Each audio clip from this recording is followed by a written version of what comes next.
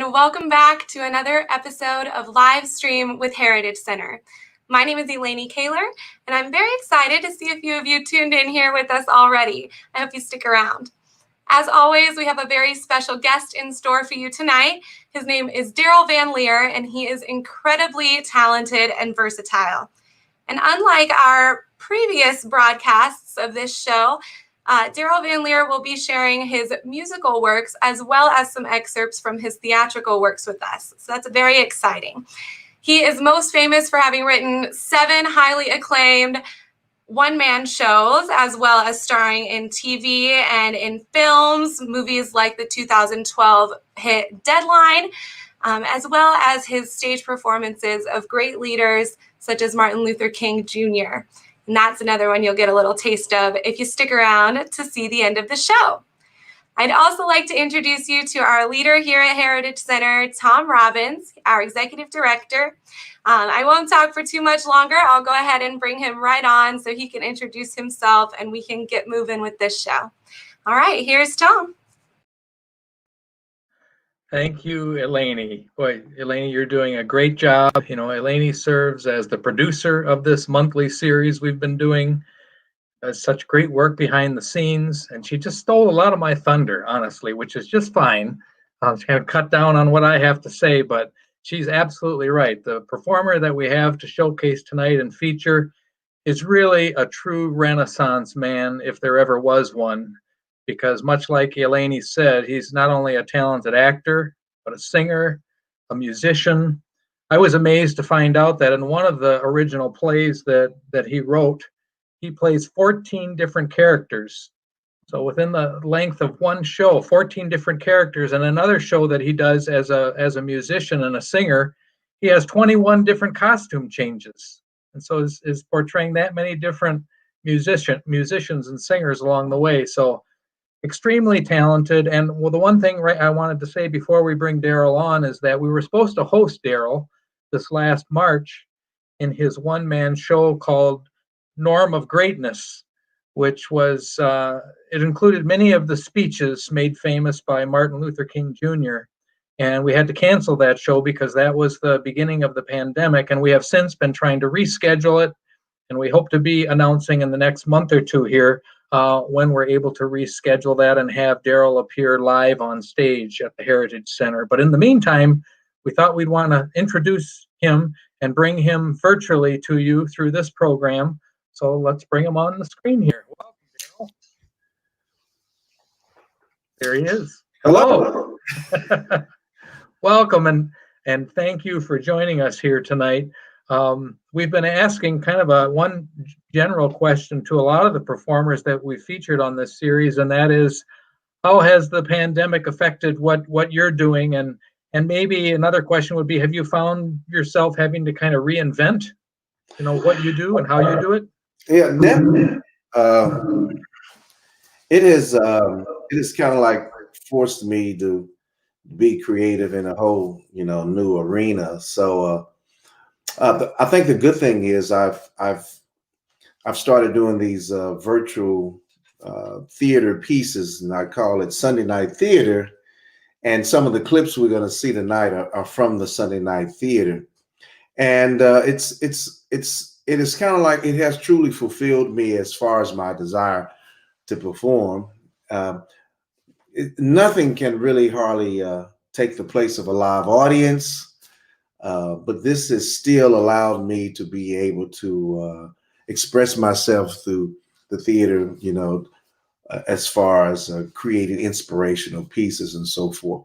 So I've been doing okay with that and keeping myself sane by doing these little theater pieces. I've done a couple of music pieces. I've done one on Frederick Douglass and Dr. King, and I can't even remember the other shows. There are many of them I know, and we usually like to kick off these segments, Daryl, by diving right into a performance excerpt. So I know this first one, we're going to be treated to a little bit of music. Can you give us a little description, and then we'll dive in?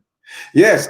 So this one of the characters that I truly love bringing to the stage is Ray Charles, and so I have done this one video and want to Ray Charles's tune. It's called The Nighttime is the Right Time.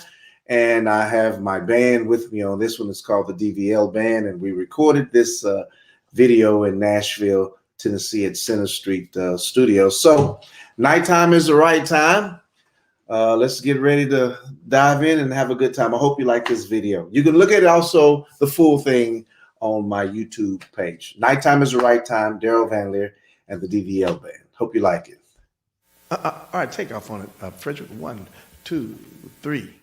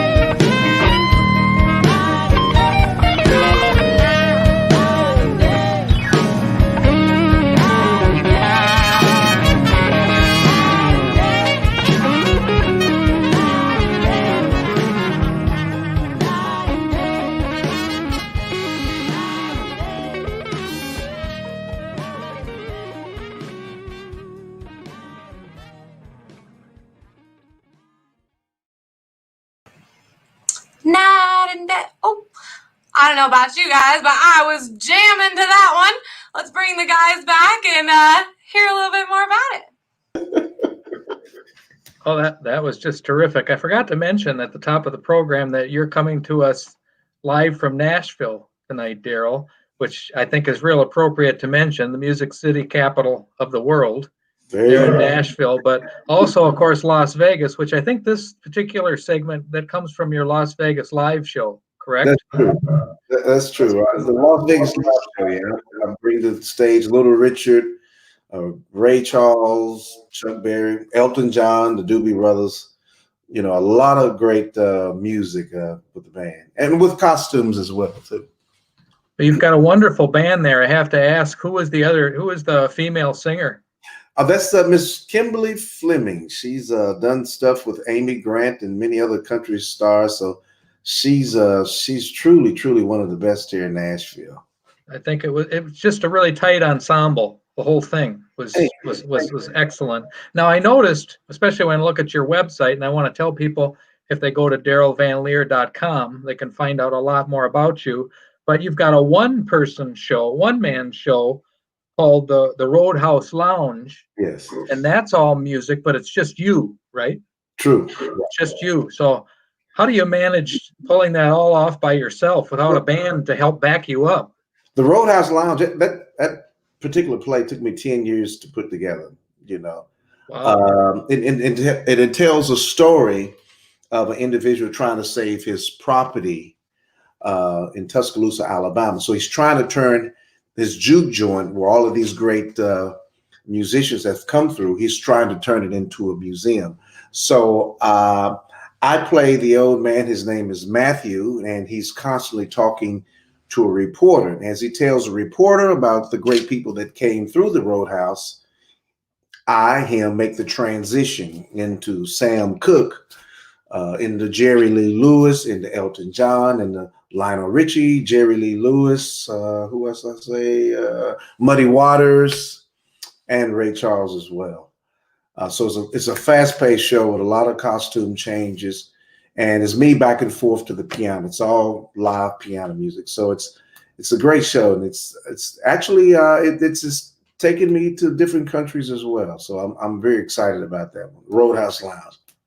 So did that kind of, as you developed that, did that inspire you further to do the bigger show with the band, or is that kind of how that worked? Absolutely. You know, after preparing myself by all of this classic music, then, you know, I found out, you know, people just want to hear some of this music, maybe not as the theater as well, but with the full band. So I put the band together, and we do a piece called Las Vegas Live, where it's just me and the band doing classical pieces. I might be Little Richard one moment. The next moment, we're doing a piece on George Benson, a jazz piece. And I might change and put a wig on, and I'm Jerry Lee Lewis. That's what I said. I mean, you are a true Renaissance man, just because these are all different genres of music, you know? It truly is, yeah. And so you've got to be very versattle, or either very confused. Sometimes I'm quite confused. you confuse yourself. Right. Wow. But no, I've watched quite a few of your YouTube videos. Now, I didn't realize you mentioned that Sunday night series. Are you still doing that now? Actually, I am. I just released a new one last week or week before last. Another one called the what's the name of the King of the Ring? Okay. Right. And actually, you haven't seen it because I haven't sent out the email on it yet, but I did release it on social media, and it's another interesting one about a kid who had problems in elementary school, and he wanted to be a boxer. So I actually bring in another actor on this particular piece, The Fight for Right, but it's also inspirational. All of my pieces are inspirational, all about making people happy and smile through history as well. Right. Yeah. Like I said, if people go to your website, they'll see the full list. I mean, I was specifically intrigued by the one about innovators and inventors, right? How did you come up with that program? Well, character that I use in that one, his name is Matthew, and he's talking to a little uh, a little middle school boy who has no direction in life, and he tries to tell him. He said, "Look, you got a lot to be proud of. You got great history. You have people that's come through who have changed this world, such as George Washington Carver, such as Garrett Morgan, the great inventor." And I go on and I tell him about these great people in our history that have made a difference. So maybe if you might not have a role model directly in your family, but you have some role models in history that have done some great things that you can draw on. And I try to find a way to educate people about all of these great icons of American history. And that's how I came up with him. But that character, Matthew, the older guy, is one that I use in a lot of my shows, from the Roadhouse as well. And he's just a great, loving guy in his 70s and so forth that has been well. It's probably me in a few years from now. I was going to say, it sounds like kind of more of a paternal figure. Right. Maybe you had mentors or grandparents or parents that inspired you. It's all of those people, and like I said, it's probably going to be me in a few years, truly. We mentioned offline before the show started that one of the characters that you do in the Innovator Show is George Washington Carver, and we were talking about the fact that George Washington Carver actually went to Iowa State and got his Bachelor of Science degree there before he went on to his fame and his inventions. So we're kind of proud of that in Iowa, and glad that you're having that as part of that show. Maybe you could flesh out that character a little bit more and do a full-length show with George Washington Carver. Definitely, there's plenty of information, and I'm here to tell you that very, very few people truly don't know what Dr. George Washington Carver did. And this particular show, it lets people know the great contributions that he has given to the country. I also substitute teach, and I've asked kids about it, and they say, "Oh yeah, he invented the peanut." I said, "No, God invented the peanut." He didn't. But George Washington Carver brought to the states the crop rotation is one of the things that he introduced to the United States, and he's considered the savior of the South. Not only that, he showed them how to save their crops, gave them a new product, and 300 ways to use it, which was the peanut and also the potato. And he brought into the South, saving it over $40 million at that period of time. So these are huge contributions and a huge influence on many, many generations. But we better segue, because we want to, tonight is a little bit different than what we've done for many of our other live streams, where we're able to show these videos, which is wonderful, and integrate them into our program. So our next one is going to feature another one of your plays, which is about Frederick Douglass.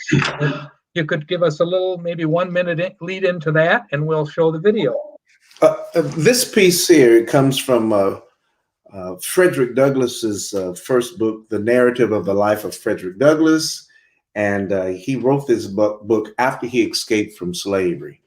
And it just goes in amazing detail in first person writing his life, how he experienced while in slavery. But very few people know that one of the great things that motivated him was the love of his mother, his relationship with his mother, and that of his grandmother.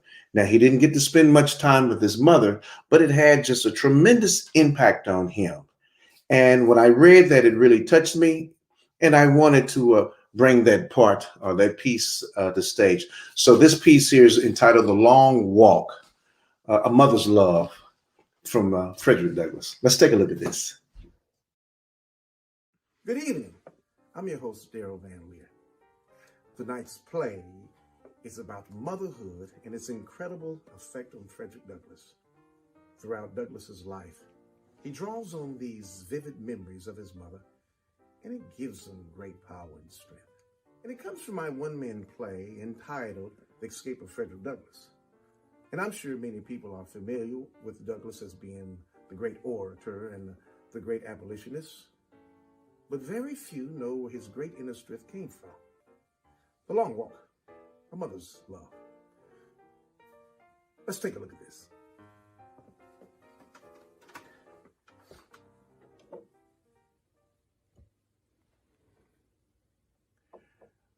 My mother's name was Harriet Bailey. She was the daughter of Isaac and Betsy Bailey, both colored and quite dark, though my mother was the darker complexion than either my grandmother or grandfather. And, well, my father was a white man. He was admitted to be such from all that I've heard speak of my parentage. But my mother and I were separated when I was but an infant. You see, in Maryland, from which I ran away from, it was common custom to part mother from child, frequently before the child has even reached its 12th month. The child is taken away from the mother and given to a woman too old for field labor. Now, I never saw my mother to know her more than 4 or 5 times in my life, and each of those times was very short in duration at nighttime. You see, she was hired out by Mr. Stewart, who lived about 11 miles from the house. And she made her journeys to see me at night after the performance of her day's work. You see, she was a field hand, and a whipping was the penalty for not being in the field at sunrise. But nevertheless, she was with me at night. But long before I awake, she was gone.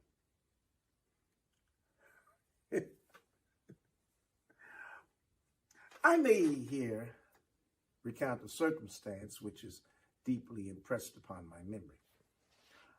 Well, I had offended my Aunt Katie, and I don't remember in what way, but she had developed her usual mode of punishing me. And that was by making me go all day without food. And so for the first hour or two, I succeeded pretty well in maintaining my dignity, but as the day continued on, I found it almost impossible to do so any longer. Sundown came,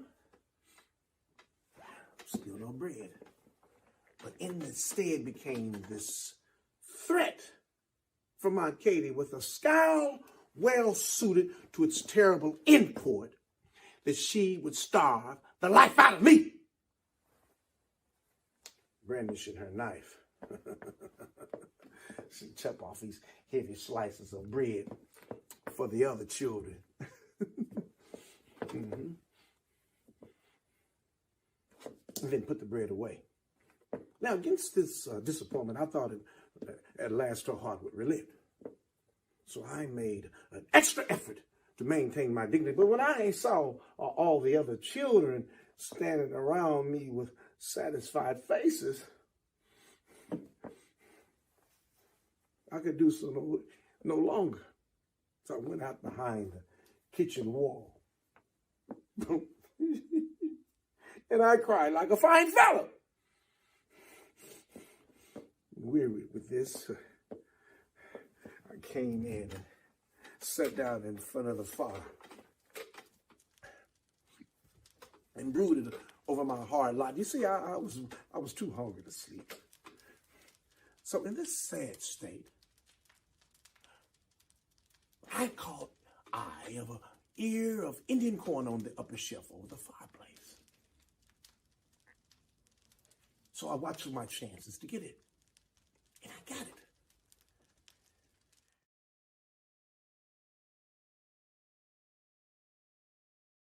This story.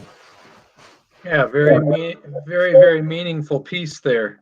Kind of one of the questions that kind of triggers for me is, not to get too serious for the moment, but, with a lot of the recent events over the past few months when it comes to issues of civil rights and racial justice and that sort of thing, it seems a lot of your pieces deal with those issues. And it seems like some of it's even more meaningful, given the state of things over these past few months. Do you feel like it even has a little bit more weight than what it had maybe a year ago? I think people are definitely interested, maybe more so. I believe it has just the same amount of weight now as it did then.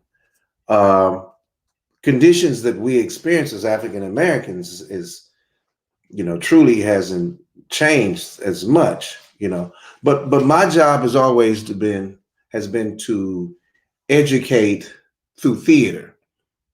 So I believe in pulling out pieces of history and present it as to its true form as possible, and let it, do its own effects. I've always believed that, history will repeat itself. If you don't know where you have come from, then you don't know where you're going. So that's the purpose of me always grabbing these great pieces of history, so society can see actually why we as African Americans are fighting the way we have, or why we feel the way we have felt, because of our trails that we have been through in our lives. So I present history like so. Well, you do a great job. You do a wonderful job in kind of bringing it all to our attention. Thank you. And the theater is just a great way to do that. Right. And not only do you perform on stage in theater, but you have an extensive list of credentials in film and also on TV. I know you mentioned again offline that you were fortunate enough that you have been able to do a few live shows over the past several months, I'm sure in socially distanced spaces and that sort of thing. But I'm wondering, have you over the last year or so been able to do anything on the film or TV end of things? Let me see. I've done some kind of like some low, budget films, but still quite entertaining. But Okay. the last large film that I actually did was with what's Julie Roberts' brother's name? Okay, That I don't know. Deadline with I can't. It's Julie Roberts' brother. I can't even think of his name. Okay. Well, I certainly know who she is. I mean, he'd be upset if he knew that I couldn't think of his name. But I co-starred in that film as well, and you all can go see that one. It's called Deadline. There you go. My assistant over here, my son, held up the picture. Eric Roberts. Okay. Eric Roberts. I co-starred with him in that feature film that was in the theaters a few years back. But since then, I've pretty much put a lot of my energy in the music and the stage theater and that sort of thing as well. Well, I'm sure it takes a lot of time to develop each one of these different scenarios that you've developed. But I was really interested in looking at what you've done on film and television. I was really intrigued by the fact that you were tagged as an inspirational speaker. You kind of got top billing on a show for being an inspirational speaker. How did that come about? Oh, I forgot about that. Yeah, that on the Messenger. Is that the one you're talking about? Yeah, it said it was on TLC, a reality series. Right. This was a film in search of America's greatest inspirational speakers. And what we had experienced on that particular show is we would experience a so-called difficult situation. Like one night we had to spend a whole day and night on Skid Row, downtown Los Angeles. We had to sleep, amongst the homeless and so forth, at probably the worst part of downtown LA, which has over 11,000 homeless people. At least it did at that time. And we was thrown out there to survive. And at the next morning, we were given a topic, and then we had to write a 2-minute speech about it. Oh. Each episode was based on that. One episode was called the unknown person, where we spent a whole day at the morgue. We saw all of these people who had died, and no one knew who they were. And Wow. crematory and so forth, and saw these grave sites that had one site had one barrel had 2,000 people, other one had another 1,000, and no one knows who these people were. And we was given a topic, and we'd have to write about it. And it's amazing how that can really be related to what's going on today on so many people that's dying. Oh yeah, absolutely. Yeah. Yeah. And so I did very well on that show. I wasn't the top. I didn't win it, but I came, like the top 2 or 3 people in it. Well, I know you said off screen that improv isn't necessarily one of your top talents, but that sounds like it came pretty close to improv because you didn't have that much time to come up your with your speech, We right? we we had a little bit of time to develop our speeches, but there was some improv as well in that. Yes, and that's why I figured out that I really don't like, improv. I'm gonna let you do the improv, Thomas. I'll let you do comedy improv. So you grew up in Kentucky, is that right? And you're now residing in Nashville. Right. Have you lived other places? I mean, what has your path been? Well, like I say, yes, I was born in a wonderful town called Madisonville, Kentucky, and now I live in Nashville. But I have done also international performances as well in England, as far as Liverpool, England, and also in Wales. I've performed my show on Dr. King on 2 tours as well. And I have also an international show entitled on Mandela, Right. Let Freedom Reign, which is also tells of Mandela's whole life, him as a lawyer, his 20-some years in prison, and then him as the president of South Africa. So those 2 shows I did tour internationally, just not too many years ago. So I'm thrilled about that. But as far as home, Nashville is home for me now. What do you envision for yourself 10 years from now? I mean, what are your career dreams and ambitions? Where are you headed? That's a good question. I'm really having a good time as far as touring with my music and my band. I'm having a wonderful time with that, bringing great music. I try to make sure every song is like a memory, of a wonderful time. I do dabble around kind of like the 80s music and so forth. I'm still quite excited about creating the pieces on theater to inspire people, because it's kind of like my own voice, and I don't have to go through auditions or anything. I create these pieces and I put them out there to try to inspire people, and I'm really, really excited about continuing to do that. There's so many different wonderful characters that society needs to see to be inspired. So I'm gonna kind of stay on that path right there. Well, and you've carved such a good path, and you've done such a great job. So it can only get better. And I'm sure you're constantly refining things, as anyone does, and making things richer as we go along.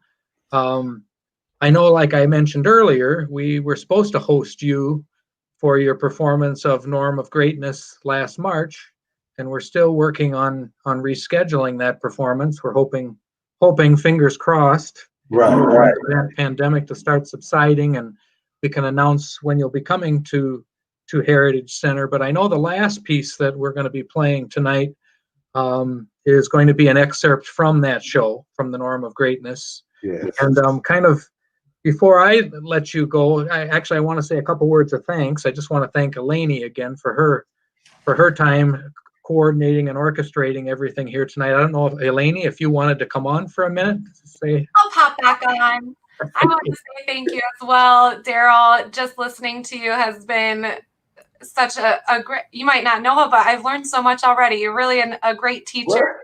Some of the things that you've said have resonated with me. So I hope that our viewers watching have had the same experience. It's been great. Thank you. Thank you so much. Thank you so much. Thank you, Eleni. I'll pop out. And I do also want to remind viewers before we launch into Daryl's last piece too, that our next edition actually will feature another actor. So we haven't had any actors up to this point. Now we're going to have 2 in a row. Next month we have an actor by the name of Patrick DeWayne, and we had him at the Heritage Center several years ago in a show called The Accidental Hero, which was a World War II story, actually about the actor's own grandfather. And he was portraying his own grandfather liberating some Czech villages during World War II. But what he's going to be doing in his December program with us is he's developed a sequel to that. So it's kind of a Christmas story, and there are some World War II threads within that story, but we'll be welcoming Patrick Duane back to Heritage Center, at least virtually. And that will be on, I believe it's December 17th. I don't have that date right in front of me, but it's a Thursday, December 17th, also at 7:30. So wanted folks to know about that. And also, as you know, these programs are free. These are kind of a community service, a public service. Of course, Heritage Center does accept contributions if you'd like to go to our Friends of Heritage Center webpage and make a contribution. It enables us to be able to continue to deliver this kind of programming going forward. So back to you, Daryl. Sorry about that little segue. But yeah, so Norm of Greatness, what I would ask you to do if you could, because they're only going to see a 5-minute segment here, which we're limited. I should have mentioned that earlier. Maybe Eleni or I should have said, when we're doing live videos on this program, we do it through a software called StreamYard, and they only allow us to do 5 minutes. We would like to see more of Daryl than just 5 minutes, but that's all the software allows us to do. And actually, it works quite well because then it's a preview and kind of a teaser, and we hope when we do have Daryl live that this will intrigue you enough and encourage you to come out and see him live at our venue. But since they're only going to be seeing 5 minutes of this production tonight, if you could kind of elaborate a little bit more on what audiences can expect when they come to see this live in person. And before I let you take it away, I just want to thank you again, Daryl, for doing it. We really, truly appreciate, and I know you're doing this out of the goodness of your heart, and we appreciate your presence and your appearance here tonight. And we wish you the best and happy holiday season, because after we finish your video, we're going to close this session for tonight. Thank you. So this piece comes from my one-man show entitled The Norm of Greatness, which takes the audience through the life of Dr. King. It opens up with one of his speeches called Early Days, where he talks about his family and so forth. The real personal aspect of his life is revealed in the first part of the piece. Then, of course, we look at him. Dr. King is from his great speech, I Have a Dream. But we also look at his personal life between him and Ralph Abernathy and Jesse Jackson, and his life as he traveled with these people. It's not all about just his great speeches, but it was his personal life as well. And then the piece closes on I've Seen the Mountaintop. But also there's the piece entitled The Drum Major Instinct, which is very, very important to today's society. It speaks to us still today. It tells the world and society why one man wants to be superior over another man. It's called the Drum Major Instinct. And this piece that we're getting ready to see right now is a segment of the Drum Major Instinct. And it was from my Sunday night theater, Man's Inhumanity to Man. So I hope you enjoyed. Please take the time and go look at some of my videos and comment on them. Let me know. It gives me inspiration and fuel to keep inspiring people. Okay. Man's Inhumanity to Man, the Drum Major Instinct. Love you all. I hope to see you all soon. Take care. Whoa. Looks like we have a storm brewing. I best rush on. We travel to the year 1968, where Dr. Martin Luther King delivers the Drum Major Instinct at Ebenezer Baptist Church. He describes this instinct as the desire to be first, to be great, to be superior. Dr. King alludes that this instinct is the foundation for global racism and prejudice. He goes on and says that if you want to be great, then be great in love, be great in moral excellence, be great in generosity. That way we all can be great. I best hurry up before the storm gets here. Tonight's presentation, Man's Inhumanity to Man. Great words from Dr. Martin Luther King. Let's take a look at this.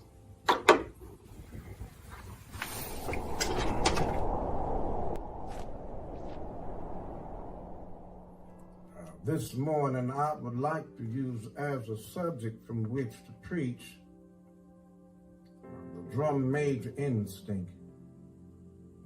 The Drum Major Instinct. And that is deep down within all of us, kind of instinct. It's a kind of drum major instinct.